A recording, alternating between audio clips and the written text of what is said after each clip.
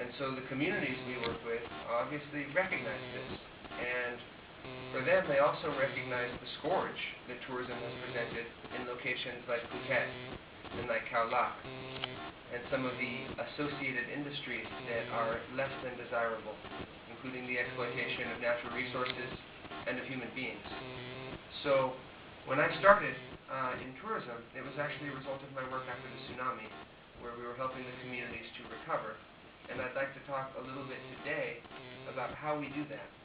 Because we are a development organization, essentially our job is to work ourselves out of a job.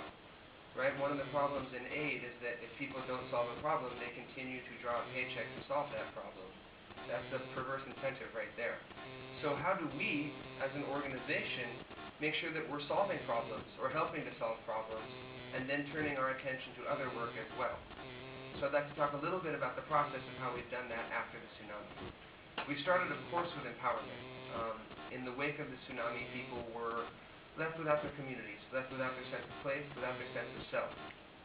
So anything like this begins with asking people to define what they love about themselves, what they love about their culture, the aspects they'd like to improve, and of course the aspects they'd like to maintain. After empowerment, and this is actually where tourism for us started, was how people can share what makes them proud about their way of life. However, in terms of development, empowerment without skills maybe not enough. So we had to follow that up with education. And education meaning helping adults to get their high school diplomas. Education meaning making sure that kids can stay in school and can have the opportunity for a better future. However, I think as we've seen, education alone doesn't bring the skills that you need for a better future.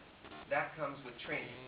So after we engaged in education, we engaged in training with all the communities.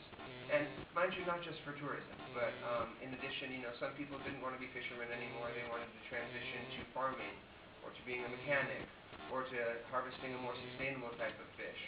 And of course, education about tourism, and then the training, which is how to be a guide, how to set up a community group.